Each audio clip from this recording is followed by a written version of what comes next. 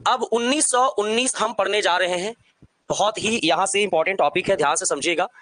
1919 में भारत में 3 प्रमुख घटनाओं को समझना है, ठीक। 3 क्या कारण है? सबसे पहला आपको याद रखना है रॉलेट एक्ट। क्या है आपका? Rowlatt act.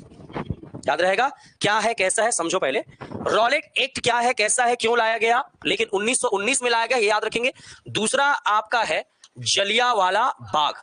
Jallianwala Bagh massacre या आपका हत्याकांड, एक ये याद रखेंगे।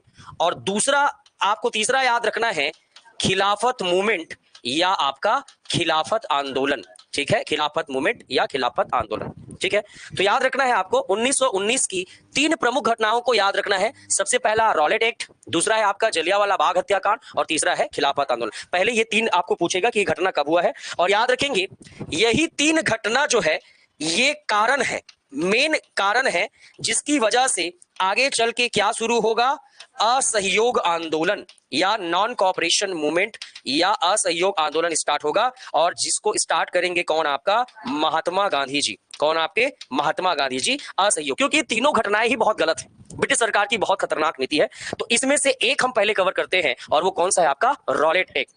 ध्यान समझना बेटा, उसके बाद आराम से नोट करना, नहीं तो समझ में नहीं आएगा, ठीक है। रॉलेट एक्ट 1919, ठीक।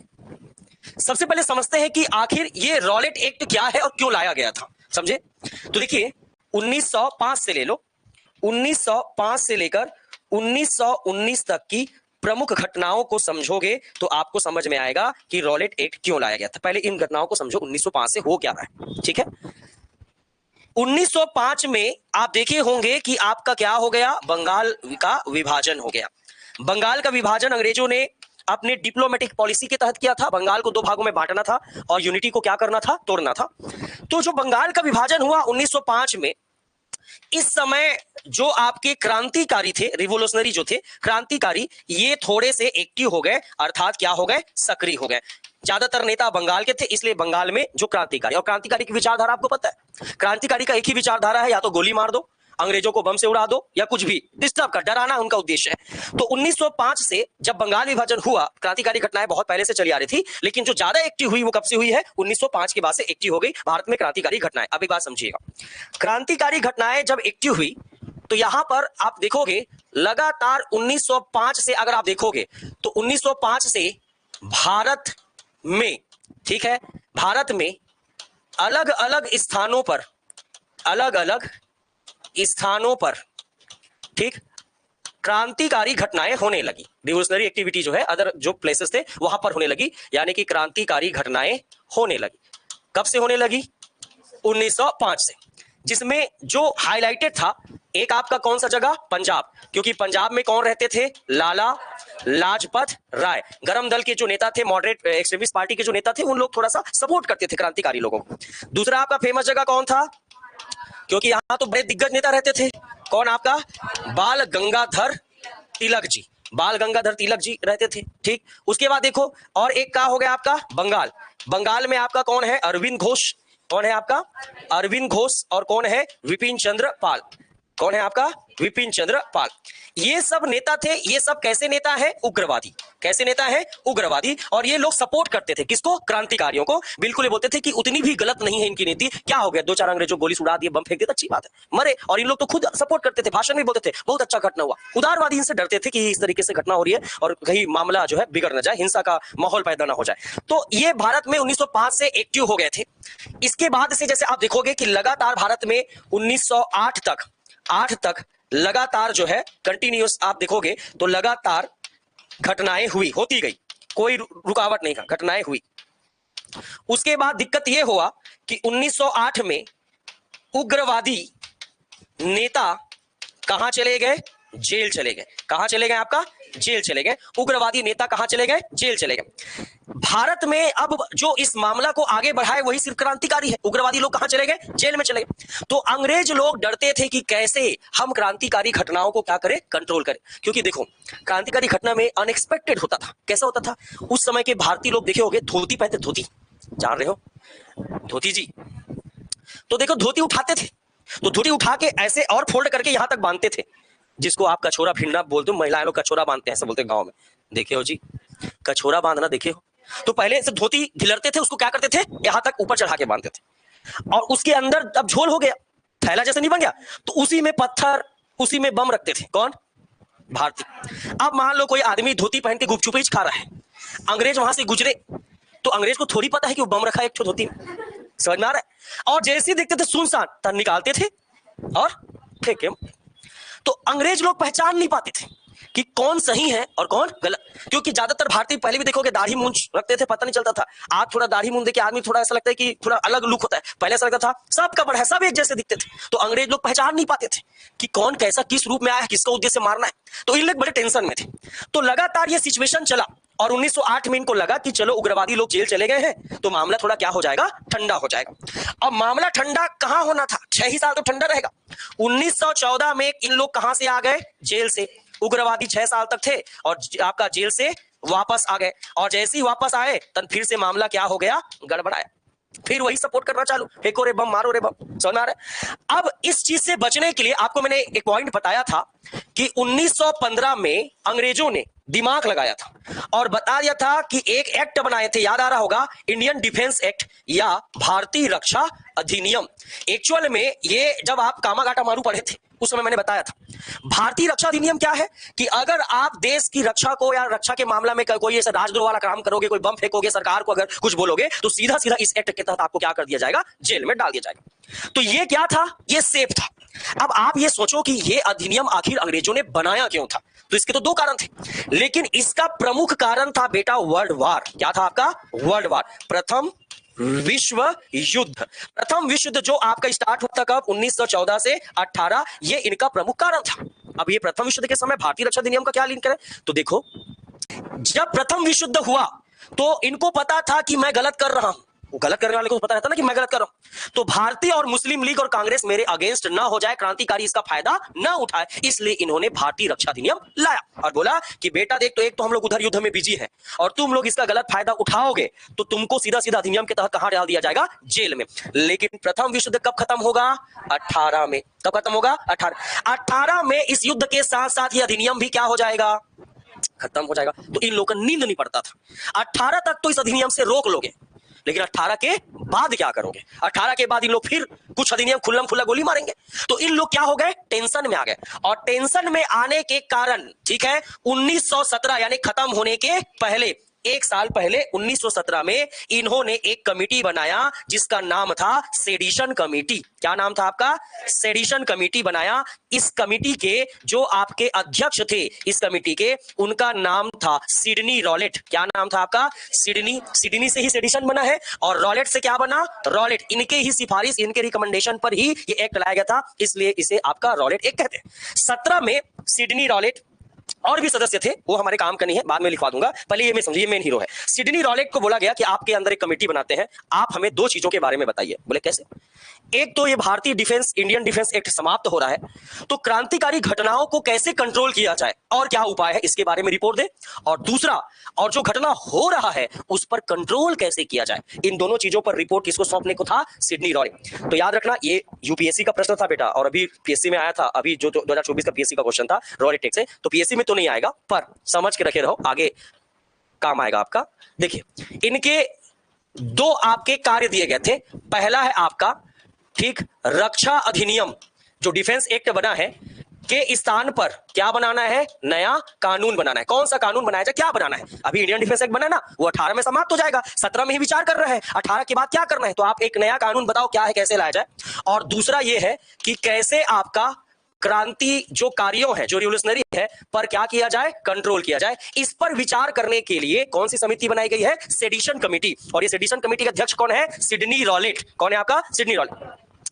तो इन्होंने कहा, अब इन्होंने क्या दिया, रिकमेंडेशन, यानी कि आपका सिफारिशें दिया कि देखो भाई, मेरे अनुसार ऐसा होना चाहिए।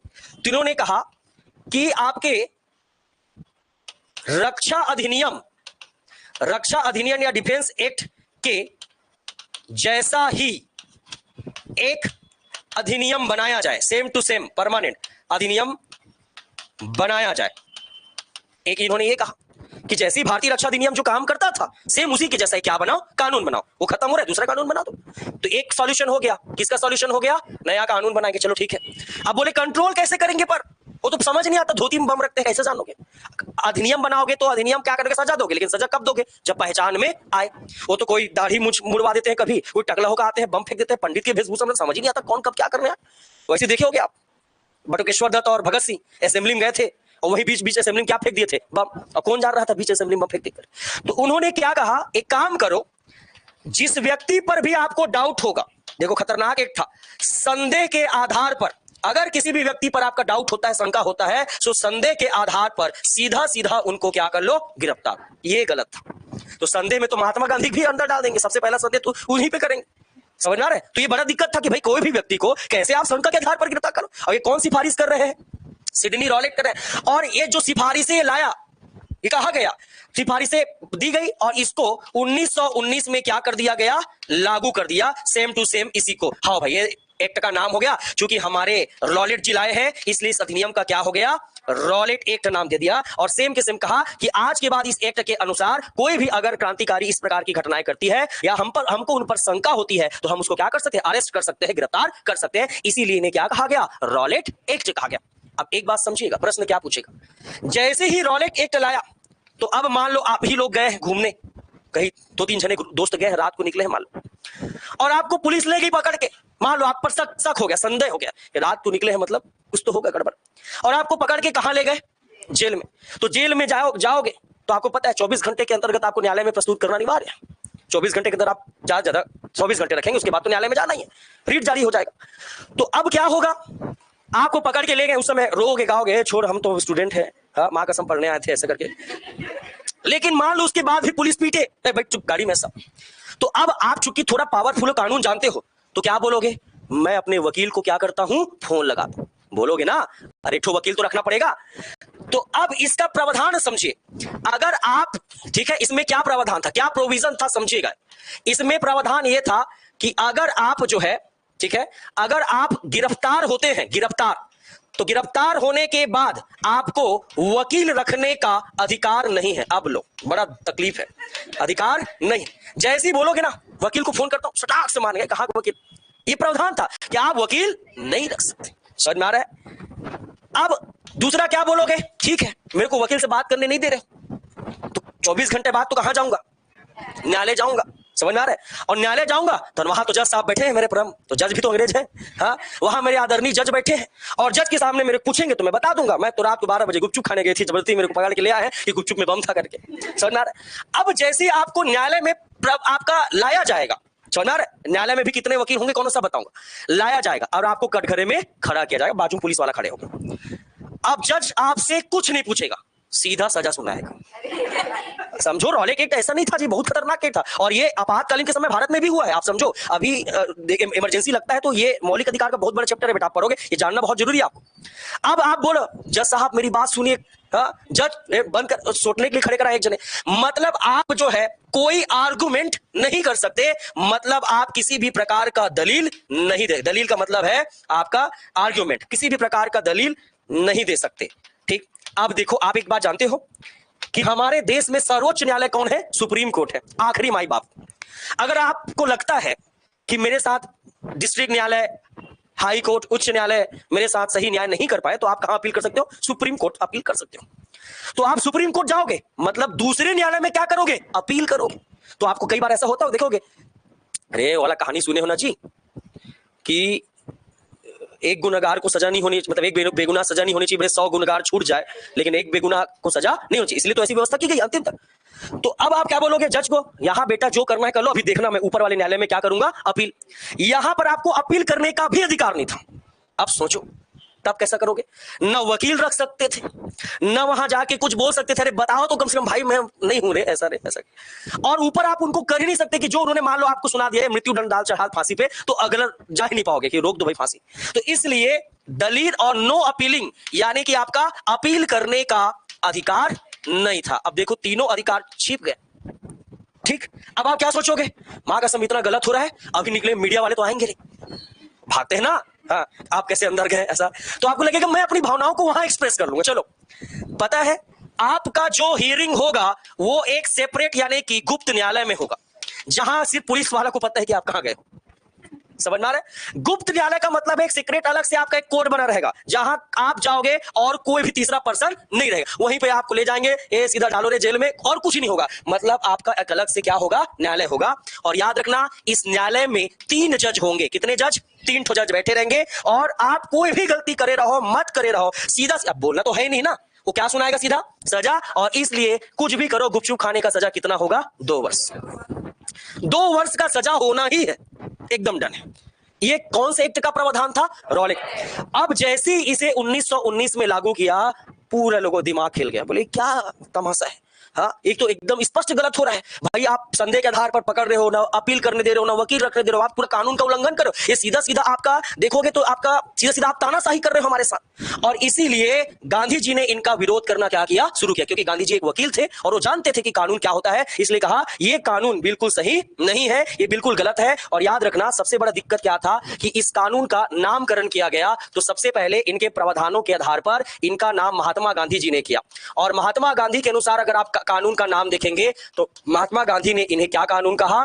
बिना वकील, ठीक है, बिना दलील, ठीक है, बिना दलील, और आपका बिना अपील, ठीक है, बिना अपील का कानून है। ऐसा कौन बोल रहे हैं? आपका महात्मा गांधी ने कहा कि विदाउट आपका एडवोकेट, विदाउट आर्गुमेंट और विदाउट अपीलिंग, ठीक है। तो इसको किस व्यक्ति ने बिना वकील, बिना दलील, बिना अपील का कानून कहा है पूछेगा तो महात्मा गांधी। और एक याद रखना, बड़े नेता कौन है आपका? मोहम्मद अली जिन्ना। ये किसके नेता है? मुस्लिम लीग। तो मोहम्मद अली जिन्ना भी खुल के बोल रहे हैं ये ब्लैक लॉ है, या आपका कैसा कानून है? काला कानून है। मतलब इन लोग कानून को क्या कर रहे हैं? इनका विरोध कर रहे हैं। जबकि आपको पता होगा कि बोलने का ये है, लेकिन आपको ये चीज समझना पड़ेगा कि आप लोग बड़े सम्मान से हमारे देश के क्रांतिकारियों को सम्मान देते हैं, क्रांतिकारी कहते हैं। उनके मरने को आप मृत्यु नहीं शहीद बोलते हैं ना।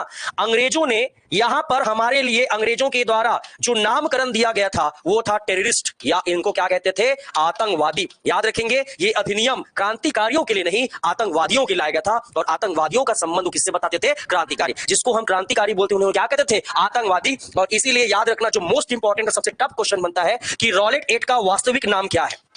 बोलचाल की भाषा में आप रॉलेट एक्ट बोल दिए, क्योंकि कौन लाया है? सिडनी रॉलेट लाया है। लेकिन इसका वास्तविक कारण क्या है? तो इसका वास्तविक जो आपका जो नाम रहेगा वो है अराजकता, ठीक है, अराजकता, आतंकवादी, ठीक है, क्राइम्स,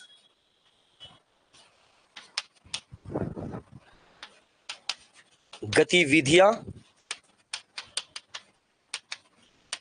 या क्राइम मतलब इसे हिंदी में अपराध कहेंगे, अराजकता, अपराध, गतिविधियां, अधिनियम, ठीक है, 1919, अनार्कल एंड, ठीक है, क्राइम्स एक्टिविटीज एक्ट, ठीक है, अनार्कल एंड क्राइम्स एक्टिविटी एक्ट 1990, यानी कि अराजकता, अपराध, अधिनियम, गतिविधियां, अधिनियम 1919। मतलब इनका मतलब क्या है कि जो लोग अराजकता फैलाते हैं, अराजकता मतलब कौन? आपका टेररिस्ट, आतंकवादी, उसके क्राइम यानी अपराध गतिविधियों को रोकने के लिए जो अधिनियम लाया गया था। इसीलिए इसका वास्तविक नाम याद रखना, अनार्कल, ठीक है, आपका क्राइम्स एक्टिविटी एक्ट 1990, ठीक है, याद रखेंगे। तो ये रॉलेट एक्ट जिसको आप बोलते हो उसका ये वास्तविक नाम है, याद रखेंगे। आपको कुछ भी नाम दे देगा 4 ऑप्शन में, आतंकवादी अधिनियम, फलाना अधिनियम, ऐसा अधिनियम, तो याद रखना ये शब्द याद रखना, अनार्कल क्राइम्स एक्टिविटी एक्ट, ठीक है, 1919, ठीक है, अराजकता, अपराध, गतिविधियां अधिनियम 1919 लाया गया था, और जिसके तहत इन्होंने हमें किसी भी प्रकार का अधिकार नहीं दिया। और कितने वर्ष की सजा सुना देते थे? 2 वर्ष का। इन सारी गतिविधियों को मिलाकर क्या कहा जाता है? रॉलेट एक्ट कहा जाता है। क्या कहा जाता है? रॉलेट एक्ट कहा जाता है। और जैसे ही भारत में रॉलेट एक्ट लाया गया तो कहीं ना कहीं अब भारत में इस अधिनियम का क्या होगा? विरोध होगा। तो सबसे पहला अपन देखते हैं कि कहां कहां पर आपका विरोध हुआ, ठीक है, इसका प्रोटेस्ट किया गया। तो देखिए, विरोध में सबसे पहले आप 3 लोगों का नाम याद रखेंगे, M3। क्या नाम याद रखेंगे? M3।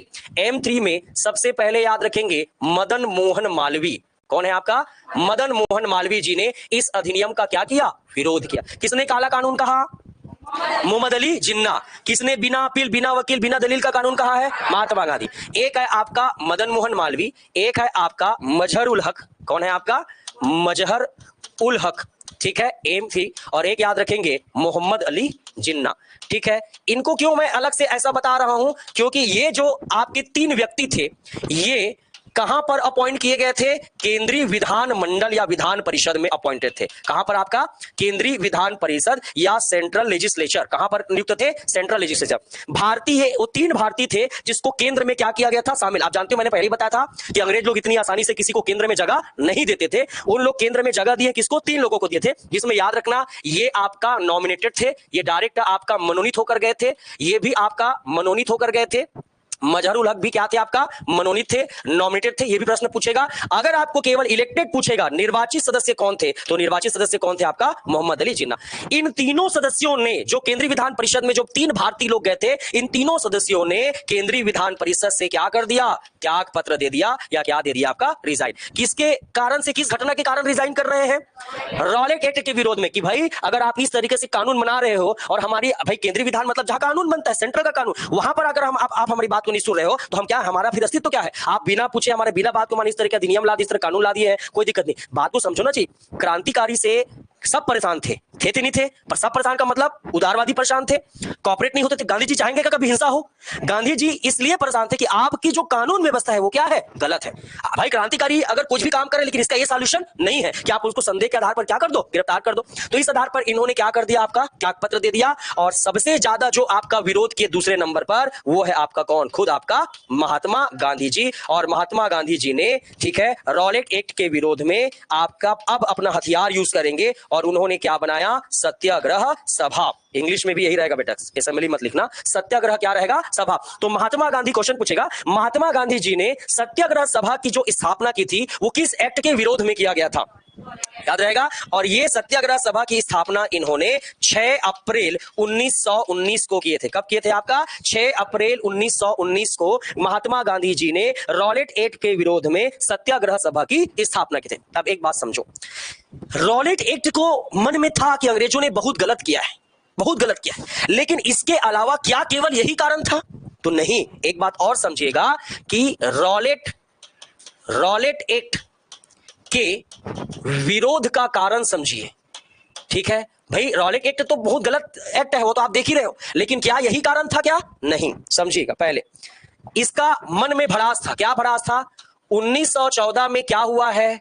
प्रथम विश्व युद्ध हुआ है, और प्रथम विश्व युद्ध में किसकी नीति सामने आ गई? ब्रिटिश सरकार की। इन्होंने, याद है, वादा किया था कि हम आपको ये देंगे वो देंगे, लेकिन कुछ मिला क्या? नहीं। तो कहीं ना कहीं मन में एक भड़ास था कि इन्होंने हमको बेवकूफ बनाया। ये बहुत दिन से चल रहा था, ये गलत काम किए, मुस्लिमों को भी ठग दिए, हमको भी क्या कर दिए? ठग दिए। ठीक है। दूसरा याद रखेंगे, प्रथम विश्व युद्ध के बाद आप देखोगे तो आप देखोगे कि चारों तरफ आपका लगभग 18 में खत्म होगा। हम 19 का पढ़ रहे हैं ना भाई, ये कब की घटना है? 14 से 1918 के बीच का उपज है मन में। तो यहां पर क्या फैल गई थी? पैंडेमिक, यानी कि महामारी। चारों तरफ लाशें होती थी, खून खराबा, सफाई होता नहीं था, तो बहुत जल्दी बीमारियां फैल जाती थी। बहुत जल्दी क्या फैल जाता आपका? महामारी। तीसरा क्या था? तीसरा फैल गया आपका, बढ़ गया था क्या? आपका इन्फ्लेशन, यानी कि महंगाई। समझ में आ रहा है? महंगाई क्यों बढ़ेगा बेटा? महंगाई इसलिए बढ़ेगा क्योंकि, बात को समझो, कि महंगाई इसलिए बढ़ गया है क्योंकि यहां पर युद्ध हो रहा है। तो युद्ध होता है तो जानते हो कि दूसरे देश का व्यापार बंद हो जाता है। जा रहे हो ना? हमको सस्ती चीजें कौन प्रोवाइड करवाती थी? ब्रिटिश सरकार। अभी वो क्या लड़ रही है? युद्ध लड़ रही है। तो उधर का सामान भारत में आना क्या हो गया है? बंद हो गया है। अब भारत के लोग जो सामान बनाएंगे उसमें खर्चा तो ज्यादा है, इसलिए वस्तुओं की महंगाई क्या हो गई? बढ़ गई। चौथा बात याद रखेंगे आपका, यहां पर आपका युद्ध के बाद उद्योगों का पतन हो गया, डिक्लाइन ऑफ इंडस्ट्री। उद्योगों का पतन कैसे हो गया? जब अंग्रेज का सामान आना बंद था 18 तक, तो भारत के छोटे छोटे आपका देखोगे तो छोटे छोटे उद्योग बढ़ने लगे थे। भारत में सामान क्या थे? बनने लगे थे। जैसी मार्केट खुला कब? 18 में। फिर से ब्रिटेन ने अपना मार्केट क्या कर दिया? शुरू कर दिया, जिससे बेचारे छोटे छोटे गरीब लोग अपने घर में जो आपका छोटे छोटे आपका उद्योग स्टार्ट किए थे, स्मॉल इंडस्ट्री आप जिसको बोलते हो, वो भी सब क्या हो गया? पतन हो गया। इसका गुस्सा था, फिर से वही काम कर रहे हैं, भारत को बाजार के रूप में उपयोग कर रहे हैं। तीसरा आप देखोगे, पांचवा, कि इन लोग कौन सा आंदोलन चलाए थे? होम रूल आंदोलन। और होम रूल आंदोलन का, ठीक है, वास्तविक रिजल्ट निकल पाया क्या? नहीं। तो वास्तविक आपका बोलोगे परिणाम नहीं मिल पाया, कि जिस उद्देश्य से इन्होंने चलाया था उस उद्देश्य का से हमको आपका चीजें नहीं मिल पाई। तो कहीं ना कहीं हम ये बोल सकते हैं कि होम रूल आंदोलन सफल तो था, पर पूर्ण रूप से सफल नहीं था। ये भी इनके मन में एक बात थी भारतीयों का, कि यहां भी हमको ठग दिए। क्योंकि ठगे, याद है, मॉन्टेग्यू चेम्सफोर्ड अनाउंसमेंट, याद आ रहा है ना जी? हम आपको उत्तरदायी शासन देंगे, याद आ रहा है? 10 वर्षों के बाद आपका चेकिंग होगा, जांच होगा, सर्वे होगा, लेकिन जैसा देंगे बोले थे वैसा दिए थे क्या? सबको बांट बांट के क्या कर दिए थे? दिए थे। तो वहां भी उन्होंने मॉन्टेग्यू चेम्सफोर्ड का अनाउंसमेंट करके होम रूल आंदोलन को बंद करवाया, और हमको कुछ नहीं दिया था। 1919 के अधिनियम में मैंने आपको पढ़ाया था। ठीक है। इसके अलावा जब देखोगे तो प्रथम विश्व युद्ध में ब्रिटेन को घुटने टेकते देखे थे। कौन? भारतीय सैनिक। भारतीय सैनिक कहां काम करते थे? ब्रिटेन करते थे ना जी। अरे भारत के ही सैनिक तो शामिल होते थे जी। तो इन लोग लड़े ब्रिटेन की ओर से। तो देखे कि जो अपने आप को इतने दिन तक अजय मानते थे कि मुझे कोई हरा नहीं सकता, उसको प्रथम युद्ध में से कांपते देखे हैं। कौन? सैनिक। तो सैनिक लोग के मन में हो गया कि अरे हम लोग इसको बहुत ताकतवर समझते थे, ये तो अंदर से क्या है? कमजोर है। ये भी उनके मन में आ रहा है। तो यहां पर आप एक बात समझो, ठीक है, सैनिकों की सकारात्मक, पॉजिटिव, सकारात्मक, ठीक है, सैनिकों की सकारात्मक सोच या उनकी पॉजिटिव मेंटेलिटी या उनकी थिंकिंग, जो किसके लिए है? ब्रिटिश सरकार के लिए निगेटिव है। ये इनके लिए पॉजिटिव क्या है? कि हम ब्रिटिश सरकार को हरा सकते हैं। पहले क्या था? इतने बड़े खतरनाक बंदूकधारी नया नया आपके हथियार वाले को कैसे हराएंगे? हम लड़ेंगे तो ये तो हमको मार देंगे। लेकिन अब उनको डरते देखकर इन लोग के हौसला आ गया कि अरे इसके अंदर से खोखला है, केवल बाहर क्या है दिखता है, अंदर से इनको हराया जा सकता है। इतना देखो, इतना इनके मन में चल रहा था। अलग से आप देखोगे सातवां, तो मुस्लिम लीग में ठगे थे किसको? खलीफा। खलीफा के साथ मिसबिहेव या आपका दुर्व्यवहार, ठीक है, दुर्व्यवहार या क्या किए थे? मिसबिहेव। टर्की पर आक्रमण नहीं करेंगे बोले, टर्की पर क्या कर दिए? आक्रमण। और इन सब के बीच में इतना परेशानी से भरी जिंदगी आदमी जीता रहेगा, और उसमें भी लास्ट में तुम क्या एक्ट ला दिए? Rowlatt act. तो तुमको बचाएंगे? ये उस समय का भड़ास नहीं था। रॉलेट एक्ट बहुत बड़ा पॉइंट था, पर मन में जो उनके तनाव था, मन में जो अंग्रेजों के प्रति जो विचारधारा पनप रही थी, उसको एक अवसर कौन दे दिया? रॉलेट के। और इसीलिए गांधी जी ने कहा कि मैं बिल्कुल डिसअपॉइंटेड हूं भाई इस चीज से, अब तो मैं एकदम खुल के आपका विरोध करूंगा। और इसीलिए गांधी जी पहली बार फेस टू फेस आएंगे, और Gandhi ji face to face आकर क्या करेंगे? सत्याग्रह सभा की क्या करेंगे? स्थापना करेंगे। और इसी सत्याग्रह सभा के मतलब सत्याग्रह सभा के माध्यम से आपका कहीं ना कहीं गांधी जी इस आंदोलन को आगे बढ़ाएंगे। लेकिन याद रखना, सत्याग्रह सभा कब बने हैं? 6 अप्रैल। और आपने सुना होगा कि 13 अप्रैल को कौन सी घटना हो गई जी? जलियांवाला बाग। गांधी जी आंदोलन कर रहे थे, सत्याग्रह सभा बढ़िया स्टार्ट हो गया था, लेकिन 13 अप्रैल को क्या हो गया? जलियांवाला बाग हत्याकांड। और जिसके चलते आप देखोगे कि इसको अलग से मैं भी पढ़ाऊंगा, बहुत बड़ा मैटर हुआ था। क्योंकि याद रखेंगे, रॉलेट एक्ट का सबसे ज्यादा विरोध, रॉलेट एक्ट का सबसे ज्यादा जो विरोध हुआ था, वो आपका हुआ था कहां? पंजाब में। कहां हुआ था? पंजाब में हुआ था, आपका बंगाल क्षेत्र में हुआ था। खुद गांधी जी जहां रहते थे, कौन सा? गुजरात क्षेत्र में हुआ था। आपका सेंट्रल प्रोविंस या आपका कहां हुआ था? मध्य प्रांत में, ठीक है। ये सब जगह के अलावा आप देखोगे तो मद्रास में भी या अन्य स्थानों पर भी आप देखोगे तो सबसे ज्यादा प्रभाव कहां पड़ा था? बंगाल में, पंजाब में। और इसीलिए पंजाब में ही क्या हो गया? अमृतसर में जलियांवाला बाग कांड हो गया। और जैसे ही आपका जलियांवाला बाग हत्याकांड हुआ, तो गांधी जी ने घोषणा कर दी कि बड़ा दिक्कत है। और 18 अप्रैल 1919 को इन्होंने सत्याग्रह सभा को क्या कर दिया? समाप्त कर दिया। तो सत्याग्रह सभा कब समाप्त हुआ? 18 अप्रैल। प्रारंभ कब किया था? 6 अप्रैल। जलियांवाला बाग कब हुआ? 13 अप्रैल। डेट याद रहेगा, ठीक है। तो अब थोड़ा सा समझते हैं फॉर्मेट को, जो हम पढ़े हैं उसी को थोड़ा सा अपन आधार बना के देखते हैं कि क्या मैटर है, कैसे है, ठीक है। सबसे पहला समझिएगा कि लगातार क्रांतिकारी गतिविधियां बढ़ रही थी। मैं शॉर्ट में आपको समझा रहा हूं, समझ में आ जाएगा। लगातार क्रांतिकारी गतिविधियां बढ़ रही थी, इसलिए बीच में एक अधिनियम बनाया गया था, भारतीय रक्षा अधिनियम। लेकिन वो प्रथम विश्व युद्ध के ध्यान में रखकर बनाया गया था, और विश्व युद्ध 18 में समाप्त होने वाला था। अंग्रेज टेंशन में थे, आगे कैसे रोकना है, इसलिए उन्होंने 17 में एक कमेटी बनाई, सेडिशन कमेटी, जिसके अध्यक्ष कौन थे? Sydney Rowlatt. उन्हें कहा गया कि क्रांतिकारी गतिविधियों को कैसे रोका जाए और कैसे नियंत्रित किया जाए। उन्होंने बहुत सारे फॉर्मेट बताए कि भाई रोकना है तो एक काम करो, सेम एक अधिनियम बना दो, और उनके शक होता है आपको कि आदमी कुछ क्राइम करने वाला है, सीधा उनको पकड़ में कहां डाल दो? जेल में। जेल डालोगे, 3 जज के सामने गुप्त न्यायालय में आपकी सुनवाई होगी। ना आपको वकील रखने का अधिकार है, ना अपील करने का अधिकार है, ना दलील देने का अधिकार है। इसलिए महात्मा गांधी ने बिना अपील दलील वकील का क्या कहा? कानून। और मोहम्मद अली जिन्ना ने क्या कहा? काला कानून का। जो भड़ास था वो बहुत बड़ा भड़ास था, काफी समय से चला रहा था। महंगाई, आपका सैनिकों की मानसिकता देखोगे, आपका महामारी फैल गई थी, आपका सारी चीजें जो परिस्थितियां बनी, उसके चलते रॉलेट एक्ट ला दिया और भारतीय क्या हो गए? भड़क गए। लोगों ने विरोध जताया।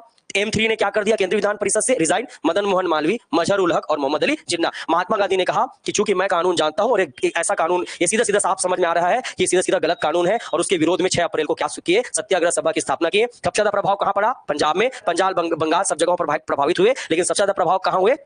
पंजाब में। और वहीं पर 13 अप्रैल को क्या हो गया? जलियांवाला बाग। अलग से हम देखेंगे, जलियांवाला बाग का पूरा अलग से चैप्टर रहेगा। और यहीं पर गांधी जी ने जब सोचा कि अब इतना ज्यादा हिंसात्मक घटना हो गई है, इतने लोग मारे गए हैं, तो अभी मैं आंदोलन छोड़कर जलियांवाला बाग हत्याकांड पर रिसर्च करने के लिए गांधी जी लग गए थे। इसलिए 18 अप्रैल को उन्होंने सत्याग्रह सभा को क्या कर दिया? स्थगित कर दिया। तो ये पूरी जो घटना है, ये जो पूरा सिस्टम है, ये अंग्रेजों का पहली ऐसी कठोर नीति महात्मा गांधी जी के सामने हो रही है कि अभी तक ऐसा, भले बंगाल विभाजन किए, भले कानून बनाए, भले गरम दल वालों को अंदर डाले, पर इतना मनमानी अभी तक ब्रिटिश सरकार ने नहीं किया था। ये पहली ऐसी घटना होगी। और इतना घटना देखो, इतना रोष मन में चल रहा है, रोलिंग एक्ट भी आ गया और इतने में छोटे छोटे बच्चे, निर्दोष बच्चों को, बूढ़े महिलाओं को दिन दहाड़े आप गोली से मार दोगे जलियांवाला बाग में। ऊपर से मारने के बाद शाबाशी देर हो जिन्होंने गोली चलाया, ये तो छोटे छोटे बच्चे ऊपर गोली चला को कैसे लगा होगा, जो मेला घूमने गए थे, खेलने गए थे। इतना बड़ा लगातार दो घटनाओं ने भारत के हर भारतीयों के मन को क्या किया, झकझोर दिया। गांधी जी तो इज्जत हो गए, बोले कि क्या चल रहा है, मतलब कैसा। इसलिए गांधी जी ने कहा जो होगा होगा। वो होम रूल वाले को भी, एनी बेसेंट को बोले अब तुम हटो भाई, तुम्हारी जरूरत नहीं है। होम रूल को भी खुद क्या करने लगे, गांधी जी बोले मैं चलाऊंगा, सत्याग्रह सभा भी मैं ही चलाऊंगा और नॉन कॉपरेशन मूवमेंट भी मैं चलाऊंगा। और जब पहली बार गांधी जी को मंच पर उतरते देखे ना, तो इसी का तो इंतजार सब कर रहे थे, क्या कर रहे थे ना। पहली बार आए थे, ऐसे हार पहनाए थे गांधी जी को, तो क्या बोले थे, मैं कांग्रेस ज्वाइन नहीं करूं। अब 20 आ गया, 20 में कांग्रेस क्या करेंगे, ज्वाइन करेंगे। अब गांधी जी अगर बोल दिए कि मैं कांग्रेस ज्वाइन कर रहा हूं, तो सोचो अब क्या स्थिति। अंग्रेज अब कांपेंगे, क्योंकि अब गांधी जी लाएंगे अपना हथियार, सत्य और अहिंसा के दम पर सत्याग्रह आंदोलन। और गांधी जी बोलते थे कि अगर सत्याग्रह अगर सफल नहीं हो पाया तो मैं कौन सा आंदोलन करूंगा, सविनय, सिविल डिसओबीडियंस मूवमेंट आगे चला है। समझ में आ रहा है। तो 19 की एक घटना को आप अच्छे से याद रखो। हम जलियांवाला बाग हत्याकांड को पढ़ेंगे और खिलाफत मूवमेंट को हम ऐड करेंगे नॉन कॉपरेशन मूवमेंट के साथ, तब यहां से आपका जो है चीजें कंप्लीट होगी। क्लियर है, तो इतना आप जो है नोट करिए।